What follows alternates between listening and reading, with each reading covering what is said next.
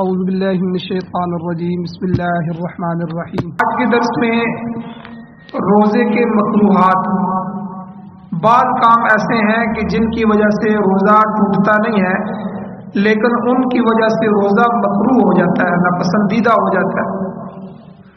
اور بعض اوقات بعض حالتوں میں یہی مکروہ آگے بڑھ کر فساد میں بھی بدل جاتا ہے، روزے کو توڑ بھی دیتا ہے۔ اس لیے اپنے روزے کی حفاظت کے لیے مکروہات سے بچنا بھی ضروری ہے۔ روزے کے مکروہات کی کچھ مثالیں ذکر کی جاتی ہیں، ان کے علاوہ اگر کوئی صورت پیش ہو تو اپنے علماء سے پوچھنی چاہیے۔ چند مکروہات ذکر کرتا ہوں۔ نمبر 1، منہ میں تھوک جمع کر کے نگلنا، یہ روزے کی حالت میں مکروہ ہے، اگرچہ اس سے روزہ نہیں ٹوٹتا۔ ایک تو یہی ہے کہ تھوک آ رہا ہے اور آگے جا رہا ہے، جس طرح آدمی کا ہوتا ہے، اس میں تو کوئی مسئلہ نہیں ہے، لیکن تھوک کو منہ میں جمع کرے، جمع کر کے پھر نگلے، یہ مکروہ ہے، روزے کو مکروہ کر دیتا ہے، روزہ ٹوٹتا نہیں ہے۔ اسی طرح بغیر عذر کے کسی چیز کے چکھنے اور چبانے سے روزے میں کراہت آ جاتی ہے۔ کوئی عذر نہیں تھا، منہ میں دے کے کسی چیز کو چکھ رہا ہے یا کسی چیز کو چبا رہا ہے، اور فقہاء نے لکھا ہے یہ کراہت اس وقت ہے جب بغیر عذر کے ایسا کیا جائے۔ ہاں اگر اس کے لیے کوئی عذر ہے، کوئی مجبوری ہے کہ اسے کوئی چیز چکھنی پڑ رہی ہے یا چبانی پڑ رہی ہے، اس مجبوری کی وجہ سے، تو پھر روزہ مکروہ نہیں ہوگا۔ مثلا کسی عورت کا جو خاوند ہے، شوہر، وہ بد مزاج قسم کا آدمی ہے اور کھانا خراب ہو گیا تو غصہ کرتا ہے، تو اس کے غصے کے اندیشے کی وجہ سے اگر کھانے کا نمک زبان پر چکھ کر کوئی عورت چیک کرے تو اس کی اجازت ہے۔ صرف زبان پر رکھنے سے پتہ چل جاتا ہے کہ اس میں نمک مرچ کیسی ہے، تو ایسی صورت میں روزہ مکروہ نہیں ہو۔ اسی طرح اگر چھوٹا بچہ ہے اور اس کو روٹی چبا کر کھلانے کی ضرورت ہے اور روزہ دار عورت کے علاوہ وہاں کوئی اس ضرورت کو پورا کرنے والا اور نہیں ہے، تو وہ عورت مجبوری کی حالت میں روٹی چبا کر اس بچے کو دے سکتی ہے۔ لیکن ان دونوں صورتوں میں یہ خیال رہے کہ چکھنے یا چبانے میں کوئی حصہ حلق سے نیچے نہ جائے، یہ صرف زبان کی اجازت ہے کہ زبان پہ رکھ کے یا منہ میں دانتوں سے چبا کے دے دے، لیکن آگے حلق میں نہیں جانا چاہیے۔ اگر کوئی ذرہ، کوئی حصہ، کوئی ٹکڑا جو ہے وہ چبانے یا چکھنے کی وجہ سے حلق سے نیچے اتر جائے گا تو روزہ ٹوٹ جائے گا۔ اسی طرح روزے کی حالت میں ٹوتھ پیسٹ استعمال کرنا یا کوئی منجن جو ہے وہ دانتوں کے لیے استعمال کرنا، یا عورتیں جو ہے ہونٹوں پر جو سرخی لگاتی ہیں، اور اگر ان چیزوں کے پیٹ میں چلے جانے کا اندیشہ ہو تو یہ مکروہ ہے، یعنی روزہ ٹوٹتا نہیں ہے لیکن کراہت آ جاتی ہے۔ ٹوتھ پیسٹ کیا ہے کیونکہ ٹوتھ پیسٹ صرف دانتوں پہ کیا جاتا ہے، آگے تو نہیں جاتا، لیکن کئی دفعہ آدمی جو ہے وہ اتنا کر لیتا ہے کہ خطرہ ہو سکتا ہے کہ وہ اس کے حلق سے نیچے اتر جائے، تو اگر اس طرح کا خطرہ اور اندیشہ ہو تو پھر یہ روزے کی حالت میں مکروہ ہے۔ اور اسی طرح ایسا کام کرنا کہ جس کام سے اس قدر ضعف اور کمزوری کا اندیشہ ہو کہ روزہ توڑنا پڑ جائے گا، وہ کام کرنا بھی روزے کی حالت میں مکروہ ہے۔ تو اس کو اندازہ ہے کہ اگر میں یہ کام کروں گا تو اس کام کی وجہ سے مجھے تھکاوٹ ہو جائے گی یا اتنا پسینہ نکلے گا کہ میرا روزہ توڑ چڑھانا مشکل ہو جائے گا، تو ایسا کام کرنا بھی روزے کی حالت میں اور فقہاء نے مکروہ لکھا ہے۔ اسی طرح روزے کی حالت میں ہر قسم کا گناہ کرنا یہ روزے کو مکروہ بنا دیتا ہے، چاہے وہ گناہ قولی ہو یا فعلی ہو، یعنی اس کی زبان سے وہ،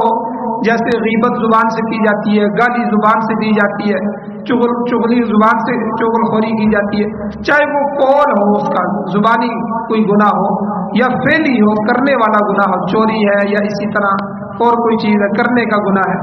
قولی یا فعلی گناہوں میں سے کوئی گناہ روزے کی حالت میں ہو تو وہ روزے کو مکروہ بنا دیتا ہے۔ روزہ ٹوٹتا تو نہیں ہے، بلکہ اس دن بھی ذکر کیا تھا، بعض جو ہے علماء کے نزدیک غیبت اور جھوٹ یہ روزے کو ختم کر دیتا ہے، لیکن جمہور کا یہ فیصلہ نہیں ہے۔ فتویٰ اسی پہ ہے کہ روزہ ٹوٹتا نہیں ہے، لیکن روزہ بہرحال مکروہ ضرور ہو جائے گا۔ اس لیے روزے کی حالت میں ٹی وی دیکھنا، روزے کی حالت میں فلمیں دیکھنا، روزے کی حالت میں غیر محرم کو دیکھنا، روزے کی حالت میں گانے سننا، یہ قولی فعلی گناہوں میں سے آتے ہیں۔ تو اس لیے کسی قسم کا گناہ جو ہے وہ روزے کی حالت میں، اس دن بھی ذکر کیا تھا کہ کتبہ علیکم سے مراد یہ ہے کہ تمہارے اوپر روزہ فرض کیا گیا ہے، یعنی تمہارے جسم کے ہر اعضاء پر روزہ فرض ہے۔ کان کا روزہ ہے، ناک کا روزہ ہے، اور اسی طرح جو ہے آنکھ کا روزہ ہے، اور زبان کا روزہ ہے، جسم کے ہر عضو کا روزہ ہے۔ تو اس لیے کوئی گناہ ان میں سے کسی سے بھی سرزد نہیں ہونا چاہیے۔ اور اسی طرح ناک میں پانی چڑھانے اور کلی میں مبالغہ کرنے سے روزہ مکروہ ہو جاتا ہے۔ اگر ناک میں پانی چڑھا رہا ہے اور مبالغہ کر رہا ہے، اگرچہ اندر نہ بھی جائے لیکن جو ہے روزہ مکروہ ہو جاتا ہے۔ تو اس لیے روزے کی حالت میں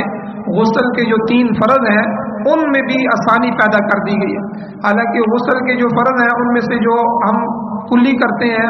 اس کے مقابلے میں مبالغہ کرنا ہوتا ہے، غرارے کرے، ٹھیک ہے، عام حالت میں۔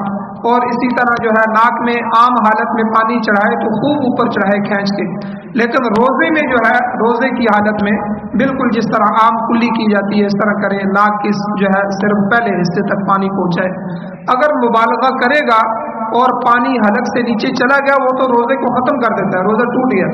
لیکن اگر نہ بھی گیا تو یہ مکروہ ہے، ایسا نہیں کرنا چاہیے، کیونکہ خطرہ ہے، ہو سکتا ہے کوئی قطرہ، کوئی جو ہے ایک چھوٹا سا حصہ پانی کا وہ حلق سے نیچے چلا جائے اور روزہ خراب ہو جائے۔ اسی طرح یہ تو وہ عذر تھے جو روزے کی حالت میں نہیں کرنے چاہیے، روزے کو مکروہ بنا دیتے ہیں۔ چند وہ عذر بھی ہیں جن کی وجہ سے روزہ نہ رکھنا بھی جائز ہے، کہ روزہ نہ رکھا جائے۔ مثلا نمبر 1، اچانک کوئی ایسی صورت پیش آ جائے کہ اگر روزہ نہیں توڑے گا تو جان خطرے میں پڑ جائے یا بیماری بڑھ جائے گی تو روزہ توڑ دینا جائز ہے، البتہ صحت یاب ہونے کے بعد قضا کرنا لازم ہے۔ بعض دفعہ آدمی ٹھیک ہوتا ہے، صحت مند ہوتا ہے، روزہ صحیح رکھتا ہے، اچانک اللہ کی طرف سے بیماری ہوتی ہے، پیٹ میں درد پڑ گیا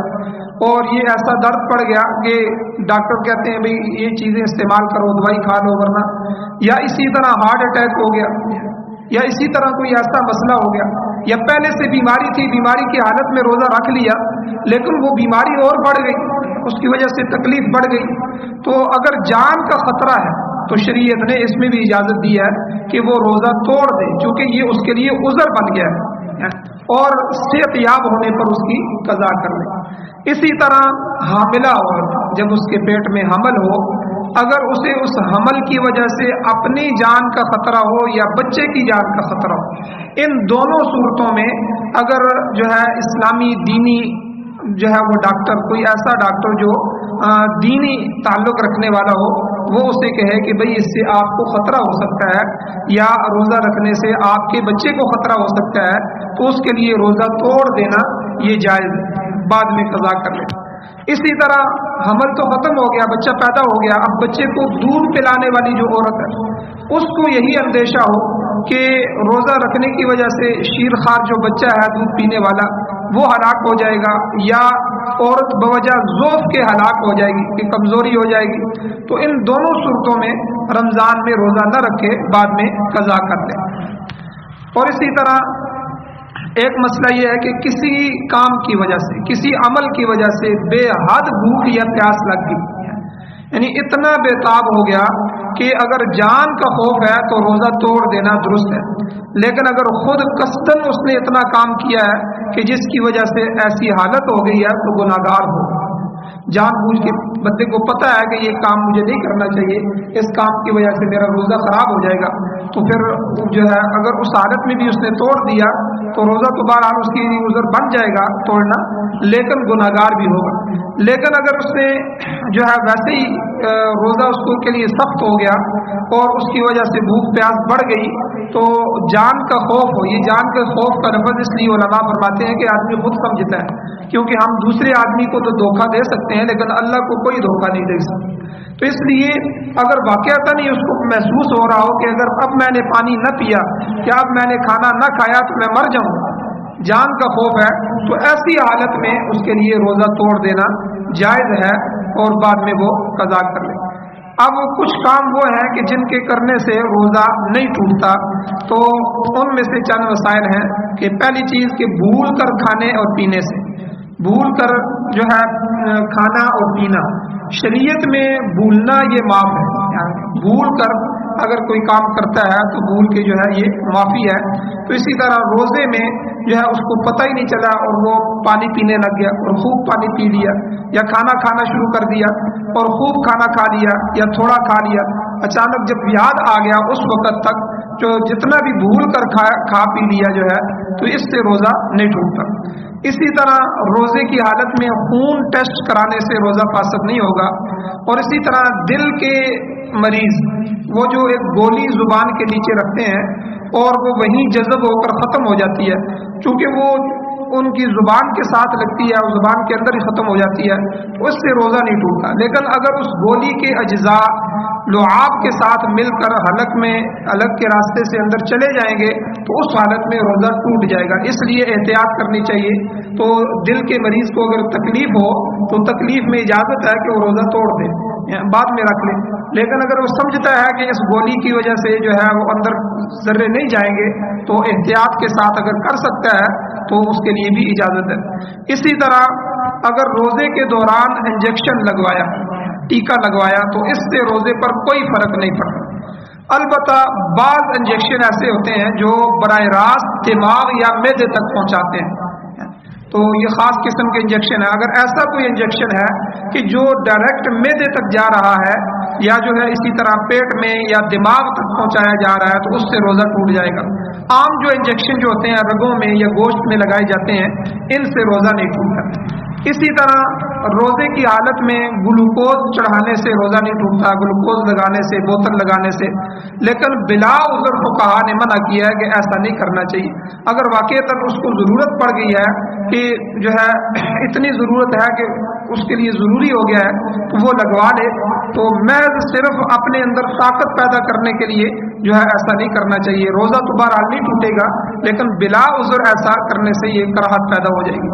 اسی طرح روزے کی حالت میں ڈائلاسس کروانا، یہ گردوں کی جو دھلائی کی جاتی ہے، ڈائلاسس جو ہوتا ہے، اس عمل سے بھی روزہ نہیں ٹوٹے گا۔